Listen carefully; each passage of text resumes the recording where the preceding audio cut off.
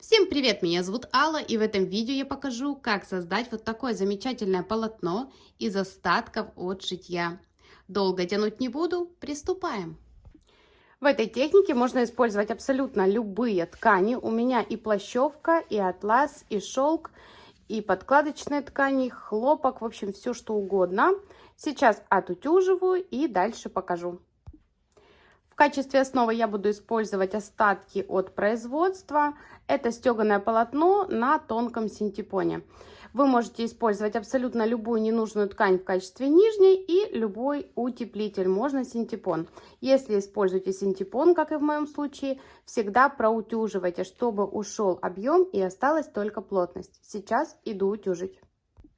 На проутюженную основу я накладываю клеевой флизелин, самый обычный, клеевой стороной к себе. Далее уже отутюженные лоскуты я обработала, то есть каждый уголочек я скруглила. Я это часто показываю в своих видео, здесь останавливаться подробно не буду, но и сложного здесь ничего нет. Далее выкладываю лоскуты так, чтобы они были с нахлестом. Смотрю, чтобы рядом не было одинаковых, но это уже по желанию. И так выкладываю полностью все полотно. Кстати, можно использовать как лицевую, так и изнаночную сторону. Выкладываю. Таким образом, все лоскуты приклеиваются на флизелин. И во время стежки ничего никуда не сдвигается. Далее я беру мягкий фатин или евросетку. Покрываю все полотно. Скалываю и покажу. Я сколола и показываю с изнанки, чтобы вы понимали количество булавочек. Сколоть нужно не только по периметру, но и в центре. Сеточка очень мягкая. Кстати, ее можно заменить на любую прозрачную ткань, органза или тюль. В общем, все, что вам понравится в использовании. Я органзу не люблю, поэтому я использую сетку. Ниточки буду использовать обычные швейные. Вот такой цвет, номер 40. Прежде чем отправиться к машинке, покажу, наглядно отрисовав такую стежку. Несмотря на то, что у меня уже есть два видео с такой стежкой, продолжаются вопросы, даже утверждения, что это какая-то специальная машинка или специальная программа. Нет, все рисуем исключительно иголочкой, сами продвигая ткань. Итак, сначала я делаю петельку. Ну, или вот такую практически шестерочку. Далее возвращаюсь вот таким образом. Не доходя до начала, я возвращаюсь назад.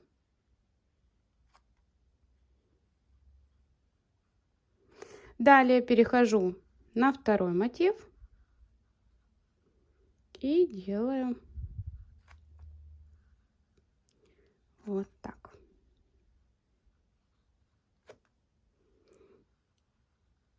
Петелька может быть абсолютно в разные стороны. Ну, скажу честно, у меня рисовать плохо получается. Можно сделать 2 витка, можно 3. Мне вот, как я уже сказала, проще на машинке. Но вот хотя бы фломастером мне как-то проще.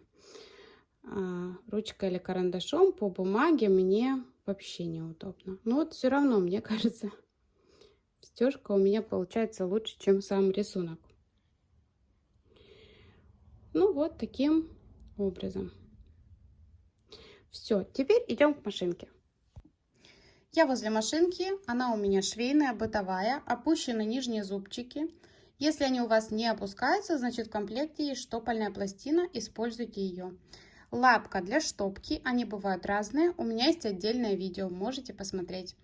Далее иголочка номер 90 для джинсы, также подходят иглы для кожи, квилтинга или вышивки. Начинаем стежку всегда с центра проекта, для того, чтобы не образовывались защипы. Вот с любого места опускаем иголочку и поднимаем ее. Тяну за ниточку, вытаскиваю нижнюю нить наверх, для того, чтобы внизу не образовывались петельки. Не забываем опустить лапку и иголочку также вниз.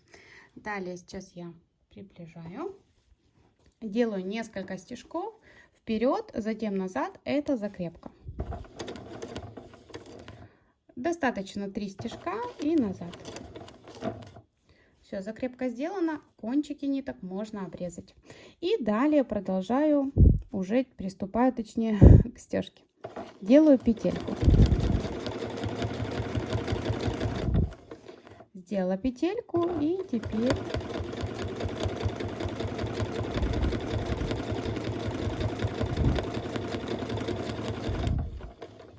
так, смотрите.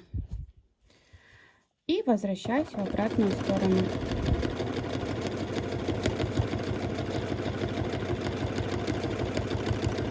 Скорость регулирую исключительно педалью. Смотрю, ну, можно еще раз пройтись, чтобы завитки были больше.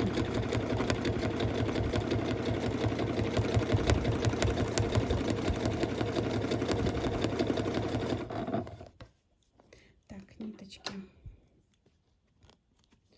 срезаю.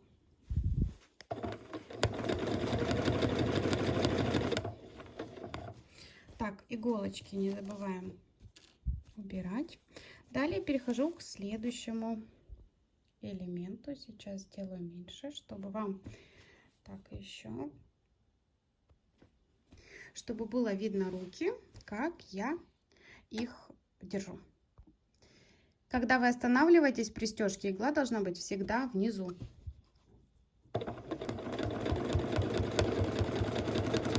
Петелька и иду назад.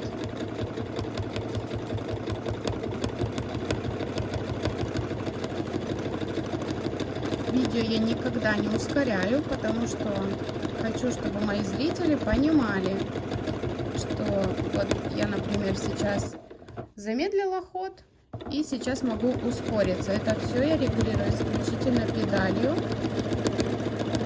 Это не потому, что ускоренное видео или я что-то регулирую. Далее следующее.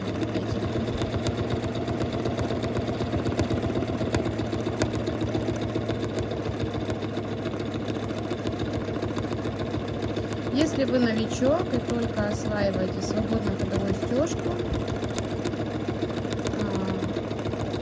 часто задаваемый вопрос, можно ли крутить сэндвич. Если у вас в планах стягать большие проекты одеяла, например, покрывала, то учитесь не крутить. Но если у вас в планах стягать сумочки, косметички, кошелечки, то есть какие-то маленькие проекты, то, конечно, поворачивайте так, как удобно вам. Сейчас изменился звук, это плащевка ткань, поэтому звук такой немножко. Кто хоть раз шил из плащевки, тот этот звук знает.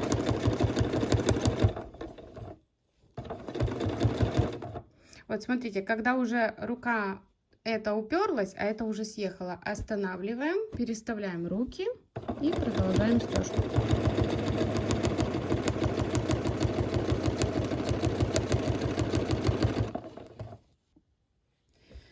Также важно понимать, часто пишут, у вас так легко получается, я вот села, у меня не получается.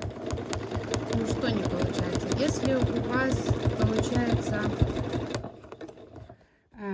криво, ну или неровно, или вот корявенько, то, конечно, это все дело в опыте. Нужна сноровка, это как вышивка. Вот наши бабушки, мамы, прабабушки, да, стягали на ручных машинках, пяльцах. У них же тоже не с первого раза получилось. Этому нужно научиться. Но если вы сели застежками, у вас, например, рвется нить, то, конечно, дело в знаниях.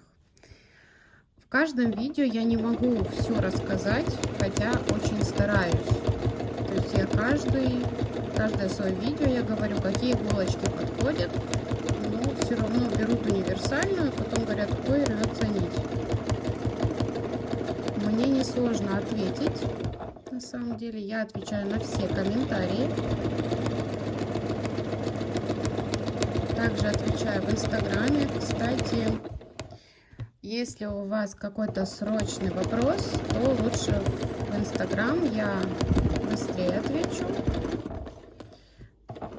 И более подробно, что ли. Ну, не потому, что мне тяжело в комментарии. Нет, мне не тяжело. Так, я хочу, чтобы вам было лучше видно. Я вот так поверну и приближу, чтобы было максимально хорошо видно стежок. Так, приподнимаю, смотрю, потому что не увидела, где закончила. И, конечно, в комментариях, ну, я часто заглядываю, смотрю, но могу не сразу ответить. Бывает несколько часов. Поэтому, если срочный вопрос, лучше в Инстаграм.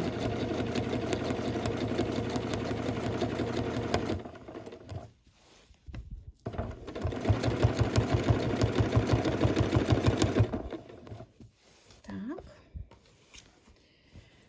И дальше продолжаем.